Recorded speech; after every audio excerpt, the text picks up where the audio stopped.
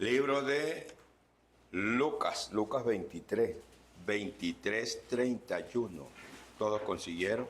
Leemos la bendición del Padre, del Hijo y del Espíritu Santo de Dios. Porque si en el árbol verde hacen estas cosas, en el seco, ¿qué no le harán? Padre, te alabamos, te glorificamos. Háblale a tu pueblo en esta noche, Padre amado, en el nombre de Jesús. Puedes sentarse, iglesia del Señor, y alabar que vive.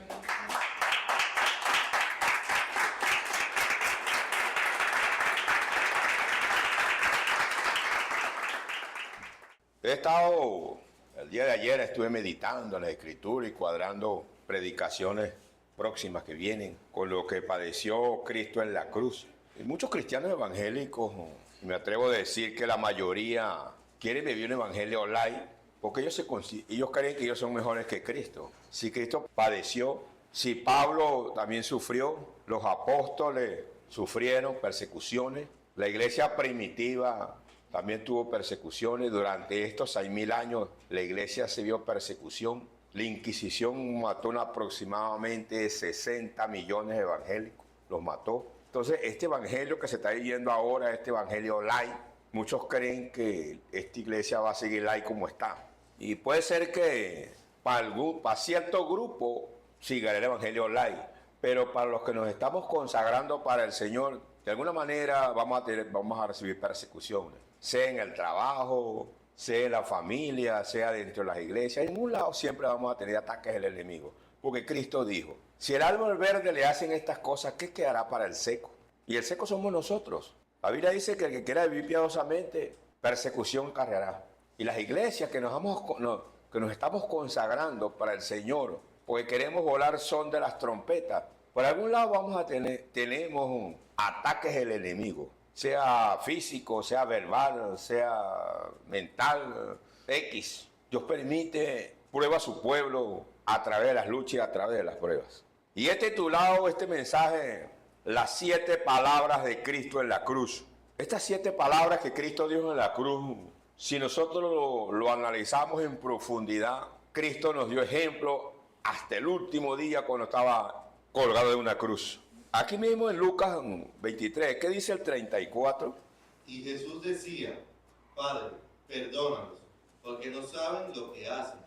Y repartieron entre sí sus vestidos, echando suertes. Mira cómo en las condiciones que estaba Cristo, ya Cristo llevaba horas colgado, molido, herido por sus agresores. Y sus acusadores le decían: si eres hijo de Dios, desciende de esa cruz. Otros meneaban su cabeza y decían: salva a otros, y porque así mismo no se salva. Y otros decían: y que hijo de Dios, desciende. Si desciende de esa cruz, creemos en ti. Otros se burlaban y se reían. Cristo, repito, azotado, totalmente desnudo, porque muchos historiadores dicen que Hollywood le puso un trapito, pero en sí Cristo estaba totalmente desnudo en la cruz. Y cuando Cristo vio todo aquello, le dijo: Padre, perdónalos, porque ellos no saben lo que hacen. Mira el amor tan grande que Cristo tenía por la humanidad, que en esas condiciones que él estaba, se atrevió a perdonar a sus agresores. Y muchos dirán: claro, Cristo lo hizo porque él era 100% Dios y 100% hombre. Pero también Esteban, cuando lo estaban apedreando, también dijo: Señor, perdónalos, porque ellos no saben lo que hacen. Y nos dio ejemplo de perdonar a nuestros enemigos, aún en sus peores condiciones. Y parte de la iglesia, incluso de los que yo tengo acá pastoreando, se niegan a perdonar. Y todavía no han perdonado a los que supuestamente los agredieron, sea verbal, porque ninguno de los que estamos acá han sido agredidos físicamente. Les levantaron calumnia, los despreciaron, los abandonaron en sus mejores momentos y no han querido perdonar. Y sabía usted que tengo esta noche acá, y los que me van a escuchar por las redes, que si tú no perdonas, Dios a ti tampoco te perdona. ¿Sabía usted, mi hermano, de que si Dios no te perdona, no te vas en el arrebatamiento? Y cuando nosotros no perdonamos, y digo nosotros por generalizar, porque si yo no hubiese perdonado, no tengo moral para hablar de perdón. Si nosotros no perdonamos, el evangelio no evoluciona en nosotros. Por eso muchos cristianos evangélicos están estancados porque no quieren perdonar. Y cuando van a predicar, el Espíritu Santo no los deja desarrollar el mensaje porque no han perdonado. Cuando usted ve a alguien predicando en el púlpito y te lee el versículo pero no lo desarrolla, fue porque el Espíritu Santo no lo dejó desarrollar. Porque quien nos da el entendimiento para desarrollar las Escrituras es el Espíritu Santo. Y si tenemos contristado al Espíritu Santo por falta de perdón, no nos deja entrar las Escrituras, no nos deja desarrollar el mensaje. Y si Cristo viene, nos quedamos. Y eso es tan grave que hasta en nuestras oraciones, si no hemos perdonado, nuestras oraciones tienen estorbo. Así que de las 7, lo primero que Cristo dijo en la cruz, Señor, perdónalos, porque ellos no saben lo que hacen. Yo te pregunto, usted que está en esta noche, y usted que me ve por las redes, hermano, ¿usted perdonó? No se engañe. Usted siente, cuando se acueste, consulte un poco con la almohada y viva la realidad. Si usted no ha perdonado, Dios a ti tampoco te va a perdonar. Y sobre todo a las mujeres les cuesta mucho perdonar. Y perdonar es olvidar eso, y eso pasó y ya. ¿Y cómo sabemos si nosotros no hemos perdonado? Cuando nos tocan ese punto, saltamos para arriba como la liebre. Se nos ve el gozo. Y digo las mujeres porque cuando las mujeres fracasan en su noviazgo o en su matrimonio, en su primera relación, cuando se consiguen otra pareja o otro compañero, están a la defensiva. ¿Pero por qué están a la defensiva? Porque no han perdonado el primero. Y si tú te casas no perdonando el primero, tu segundo matrimonio va a fracasar. Y cantidad de mujeres han fracasado 3, 4, hasta 5, hasta 10 veces. Porque el problema no es el hombre que tienen, el problema son ellas. Porque no han perdonado al primer novio o la primera pareja que tuvieron. Y así también somos con nosotros los hombres. A veces no es culpa de la mujer, sino culpa de nosotros que no hemos perdonado aquella traición, aquella infidelidad que nos hizo la mujer o aquel desprecio. Pare de contar. Entonces, cuando nos volvemos a reuntar o nos casamos con otra mujer, vamos a tener problemas porque no hemos perdonado. Eso es grave, no perdonar. Y repito, si usted no ha perdonado y Cristo viene, usted se queda. ¿Qué dice en el 43? Entonces Jesús le dijo, de cierto te digo que hoy estarás conmigo en el paraíso. Mira cómo Cristo también nos dio ejemplo de esa misericordia en la cruz, cuando los ladrones estaban al lado de él, uno a la derecha y otro a la izquierda, y uno lo injuriaba y le decía, si eres hijo de Dios, desciende de esa cruz, yo también creo en ti. Y el otro le dijo, nosotros sí somos culpables de lo que hicimos, pero él es inocente. Ni siquiera en esa cruz tienes misericordia. O yo parafraseando, que defendía a Cristo en la cruz, le dijo, Señor, acuérdate de mí cuando estés en tu reino. Y Jesús le dijo, de cierto te digo, que hoy mismo estarás conmigo en el paraíso.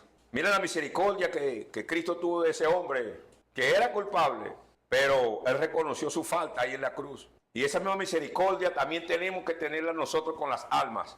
Tenemos que tener misericordia porque la Biblia dice que el juicio sin misericordia será con el que no tenga misericordia. ¿Y con quién vamos a tener? ¿Con quién la misericordia?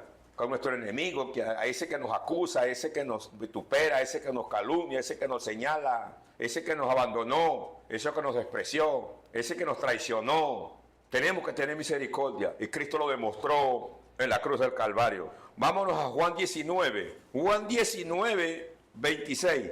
Cuando vio Jesús a su madre y al discípulo a quien él amaba, que estaba presente, dijo a su madre, mujer, he ahí tu hijo. Y el 27. Después dijo al discípulo, he ahí tu madre. Y desde aquella hora el discípulo la recibió en su casa. Otro ejemplo que Cristo nos dio en la cruz de Calvario. María tenía otros hijos más con José. Y también tenía hijas también con José. Pero usted como madre, póngase a pensar un momento. ¿Cómo estaría María en ese momento viendo a su hijo azotado, molido, con esa cruz, subiendo ese cerro para llegar a Gólgota? Y mira cómo Cristo le dijo, le entregó su madre a Juan. Hasta el último momento Cristo estuvo pendiente de la atención de su madre y no se la dejó a sus otros hermanos. No se la dejó a sus hermanas. Se la entregó a Juan. Y dice la historia que María muere en Efesios junto con Juan. En ningún momento la dejó sola. Estuvo pendiente de su madre. Mira el amor. Hasta ahí Cristo nos dio ejemplo. Y mira lo que dice Efesios 6, del 1 al 3. Hijos, obedeced en el Señor a vuestros padres, porque esto es justo. Honra a tu padre y a tu madre, que es el primer mandamiento con promesa, para que te vaya bien y sea de larga vida sobre la tierra.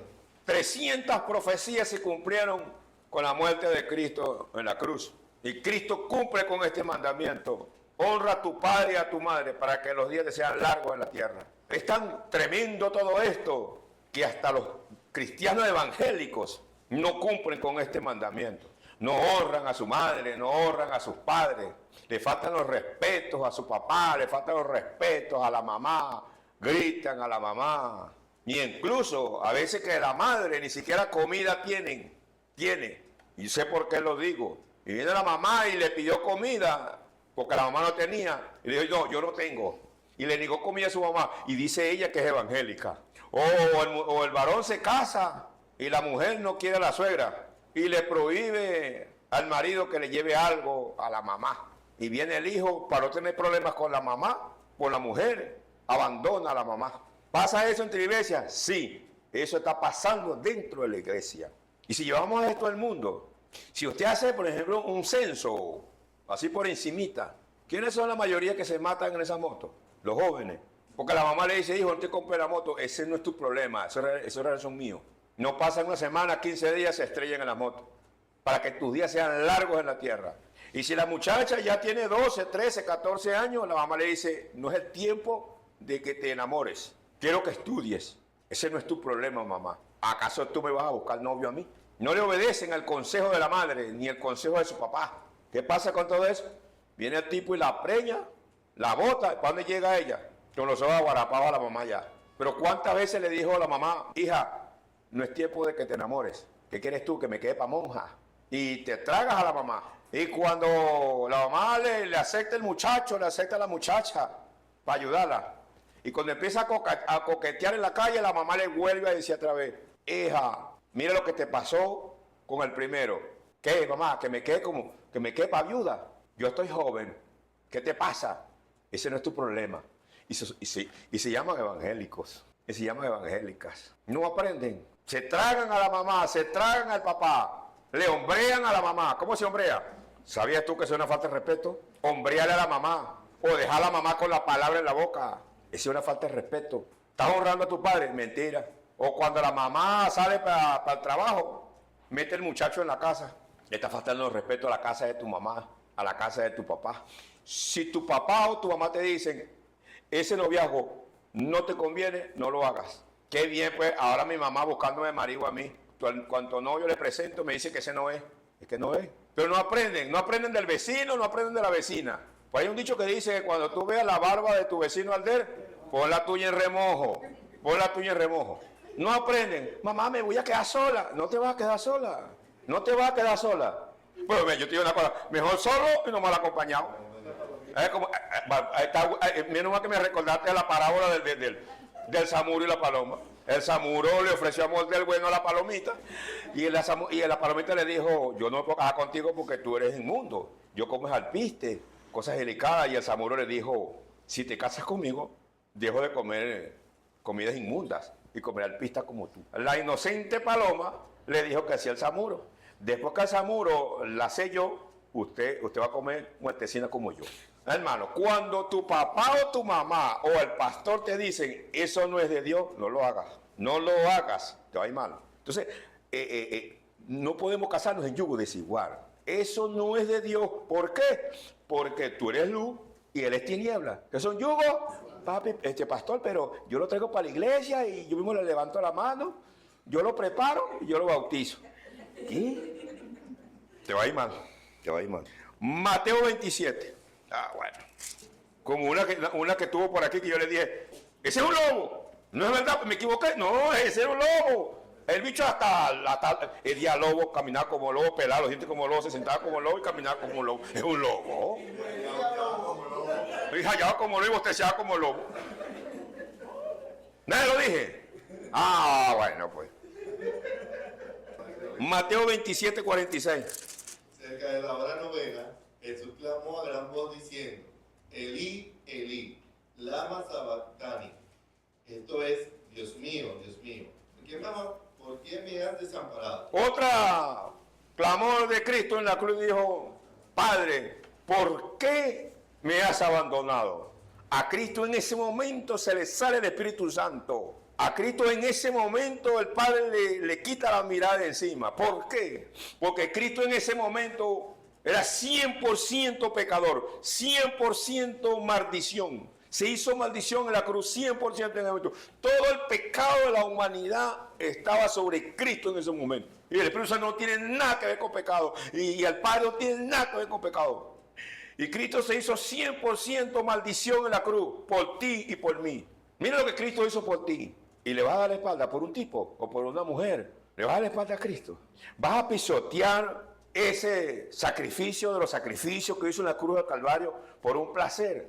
Por eso la Biblia dice que mayor condenación tiene el que pisotea la sangre de Cristo. Te hizo maldición. La Biblia dice, maldito el hombre que muere colgado en una cruz. Lo hizo por tus pecados y lo hizo por mis pecados. Y usted que me va a escuchar por las redes, ¿le vas a dar la espalda a Cristo? ¿Vas a pisotear esa sangre que Cristo derramó en la cruz del Calvario? ¿Vas a pisotear esas llagas que le hicieron a Cristo con esos azotes? ¿Vas a pisotear esos clavos que clavaron a Cristo en la cruz? ¿Vas a pisotear esa corona de espinas que le pusieron a Cristo en su cabeza por ti y por mí? ¿Vale la pena? Porque te hicieron algo. ¿Qué te hicieron? Porque te miraron mal en la iglesia. O porque el hermano o la hermana te dejó la mano estirada y no te la dio. O porque saludaste a la hermana y no te respondió. O porque el pastor te amonestó porque cometiste una falta y el pastor te amonestó. Y por eso te vas. Le vas a dar la espalda a Cristo porque tu marido o tu mujer te abandonó cuando tú más lo necesitabas. Le dice la Biblia que aunque tu padre y tu madre te abandonaren, yo nunca te abandonaré. ¿Tiene culpa Cristo de lo que te hicieron? Por eso vas a pagar con Cristo. Y tú sabes por qué te quieres ir o por qué te fuiste. Porque tú nunca amaste a Cristo. Tú amaste a Cristo de boca, pero tu corazón nunca estuvo con Cristo. Tú nunca naciste de nuevo. Tú nunca naciste de nuevo. Tú eres un convencido, una convencida, pero tú nunca te convertiste a Cristo. Cuando una persona se convierte a Cristo, no lo mueve nadie. Juan 19, 28. Después de esto, sabiendo Jesús que ya todo estaba consumado, dijo, para que la escritura se cumpliese, tengo sed. Muchos intérpretes de la Biblia le han dado interpretación a este clamor que Cristo hizo en la cruz del Calvario, tengo sed. Algunos dicen que tenía sed físicamente. Es verdad, es probable, sí, tenía sed físicamente. Otros dicen que así sería la fiebre que tenía Cristo en su cuerpo de las heridas, que cuando la gente tiene fiebre, tiene un fuego por dentro y quiere agua. Sí, es válido. Desde que apresaron a Cristo en la madrugada hasta las 3 de la tarde que entregó su espíritu, ¿usted que a Cristo le dieron agua? No, era parte de la tortura. Y incluso le dan vinagre. Era como especie de un dopaje que se le daba a los que estaban colgados en la cruz para que como que aguantaran el dolor. Y cuando se lo dan, Cristo lo escupe. Porque si Cristo se lo toma, yo no, claro, no aguantó el dolor porque se dopó, pues. Pero sí, Cristo tenía sed de agua, pero también tenía, digo yo, sed de justicia, que lo estaban colgando injustamente por los demás. Un cordero sin mancha y sin arruga. Cristo nunca conoció pecado, nunca. Ese cordero que estaba colgado ahí era intacto por ti y por mí. Y para que se cumplieran las escrituras, Salmos 42:2. ¿Qué dice ahí? Mi alma tiene sed de Dios, del Dios vivo. ¿Cuándo vendré y me presentaré delante de Dios? Ya David había profetizado sin saberlo, o David profetizó que él también lo vivió, David huyendo de Saúl en la montaña. Yo tengo sed de justicia, sed de Dios. ¿Cuándo me presentaré delante de él? También esa sed que tenía Cristo, que dijo, tengo sed, esa sed de que necesito la presencia de Dios, porque ya Dios lo había abandonado, el Espíritu Santo lo había abandonado. Ya él quería estar rápido ante la presencia de su Padre. Y exactamente como David lo pronunció, Cristo también lo dijo, tengo sed de justicia, sed de mi Dios. ¿Cuándo será que me presente ante mi Dios vivo? Repito, lo hizo por usted y lo hizo por mí. Y por eso que yo digo que la gloria sea para mi Señor. No, yo no voy a pisotear mi ministerio. No, yo no le voy a dar la espalda a mi Cristo. No. Ah, no, pastor, pero ¿ya para qué si ya usted es un viejo? Gloria a Dios. Pero cuando Araceli se fue, yo tenía 32 años. Juan 19:30. Cuando Jesús hubo tomado el vinagre, dijo, consumado es. Y habiendo inclinado la cabeza, entregó el espíritu. Mira esto, consumado es, pagó la deuda. ¿Cuál deuda? Ese desastre que hizo Adán cuando se comió la fruta prohibida y lo que Dios le había entregado a Adán. Adán, por no obedecer, se lo entregó al diablo. Y toda la humanidad y la tierra y los árboles, todo cayó bajo maldición por culpa de Adán. Y Cristo recuperó todo eso en la cruz del Calvario. Dijo, ya, cumplí. Había cumplido con la misión que Dios le había encargado para salvar a la humanidad. Porque si Cristo descendía a la cruz, o Cristo se negaba a la cruz como hombre, no existiera mundo. Todo esto se hubiese acabado. Cumplirá. Padre, cumplí con tu misión. Último clamor de Cristo en la cruz, Lucas 23, 46. Entonces Jesús, clamando a gran voz, dijo, Padre, en tus manos encomiendo mi espíritu. Y habiendo dicho esto, expiró. Padre, en ti comiendo mi espíritu. Ahí Cristo estaba, ahí en ese momento Cristo era 100% hombre. Porque ya él había predicado, que había dicho, de que a él nadie le quitaba la vida. Que él la ponía y él la volvía a tomar y que esa potestad se la había dado Dios. Él en vida había predicado eso. Pero en ese momento como hombre, viendo que su padre le había dado la espalda y su padre lo había abandonado, dijo, Señor, en ti comiendo mi espíritu. Pues si acaso había una duda que había fallado en algo, no sé, yo parafraseando acá. Por ahí Mel Gibson, creo que para el 2027 va a sacar la resurrección. Hay que verla, hay que verla. Yo creo que nunca la pude ver, pero para ver la pasión de Cristo en 3D debe ser algo terrible. Y incluso en esos tiempos, más de uno le dio infarto, murieron de infarto en los cines. La estarían viendo en 3D. Y dicen los grandes estudiosos que eso, lo que hizo Mel Gibson, eso es por encimita para que le hicieron a mi Señor. Y así te vas a ir. Y así estás jugando con tu salvación. Yo sé que tú no vienes a la iglesia, pero sí me ves por las redes. Más que estás pendiente que yo cuelgo para verlo. Espero que cuando estés viendo esto, reflexiones y no saques excusas. Él me corrió. No, eso es lo que tú andas buscando. Y dice la Biblia que el que busca, consigue. Eso es lo que tú andas buscando. Llegabas tarde, llegabas casi a las 6:30, casi a las 6 de la tarde, después de la oración. Porque eso es lo que tú andabas buscando, un motivo para irte. Tú nunca amaste a Cristo, ¿vale? Y lo triste de todo esto, nunca te se olvide de donde Dios te sacó, ¿viste? Lo que tú eras antes de conocer a Cristo. Te decían la samaritana, ¿viste? Reflexiona. Dios les bendiga.